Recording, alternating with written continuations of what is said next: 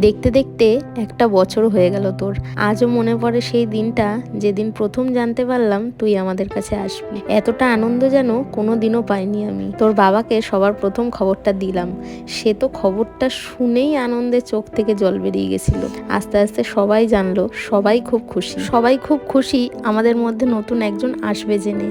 এইবার শুরু হলো তুই কবে আসবি তার জন্য দিন গোনা। সময় যেন কিছুতেই কাটতে চাইতো না, শুধু তোকে নিয়ে ভাবতাম তুই ঠিক আছিস তো। পেটুতে যদি একটু নড়াচড়া কম হতো সেই নিয়ে চিন্তা।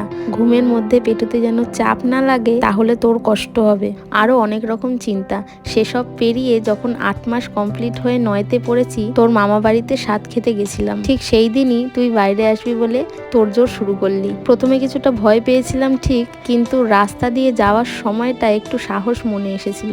কিছুটা খুশিও হয়েছিলাম, কারণ হয়তো তুই আজকে আমার কাছে চলে আসবি এটা ভেবে। আবার সেখানে গিয়ে যখন আমাকে একা নিয়ে গেল ভেতরে, তখন চোখ দিয়ে জলও ফেলেছিলাম ভয়ে। তারপর আমার তো ভেতরে গিয়ে খুব চিন্তা হচ্ছিল তুই ঠিক আছিস কিনা। তারপর ডক্টর আঙ্কেল বলল তুই আজকে রাতেই আমার কাছে চলে আসবি। শুনে তো আমি খুব খুশি, নাচতে নাচতে ওটিতে ঢুকেছি। ব্যাস, এরপর কিছুক্ষণের অপেক্ষা। অনেকটা কষ্ট পেতে হলো, কিন্তু কিছুই বুঝতে পারলাম না, কারণ পেটু থেকে তো সব অবশ। কিছুক্ষণ পর তোকে বাইরে বার করলো, আর তোর কান্নার আওয়াজটা প্রথম কানে আসলো। মনে হলো আমিও মা হয়েছি। তোকে আমার বুকের উপর দিল, সে যেন এক আলাদাই অনুভূতি। পৃথিবীর সব কিছু যেখানে হার মানে। তোর মুখ দেখে কষ্ট, ভয় আর যেন কোনো কিছুই হচ্ছে না। তবে আরো সময় গেল, আমাকে ওটি থেকে বেডে ট্রান্সফার করা হলো।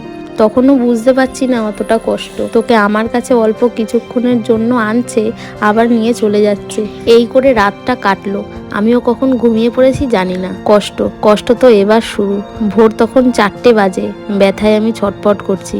কি যে কষ্ট, কাউকে বলে বোঝানোর মতো না। আমি তো চিল্লাচ্ছি। আশেপাশে যারা আমার মতোই ওটি হয়েছে তাদেরও সেম অবস্থা। কাউকেই কিছু বলা যাবে না, শুধু সহ্য করে যেতে হচ্ছে। এই করে সকালটা হলো। ব্যাস, সকাল হতে না হতেই উঠে বসতে হবে। সে মনে হচ্ছে যেন জীবন বেরিয়ে হাতে চলে আসলো। তারপর বিকেলের দিকে নর্মাল বেডে ট্রান্সফার করলো। সেখানে আবার হেঁটে যেতে হবে। সে যেন আমার নাজেহাল অবস্থা।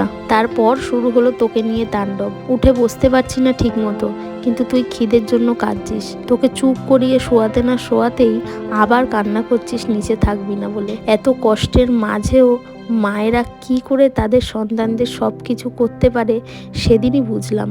এখন তোকে নিয়ে কিভাবে যে দিন রাত কেটে যাচ্ছে বুঝতেই পারছি না। মাঝে মাঝে তো মনে হয় 24 ঘন্টায় একদিন না হয়ে যদি একটু বেশি সময় নিয়ে হতো তাহলে খুব ভালো হতো। দেখতে দেখতে তোর একটা বছর হয়ে গেল।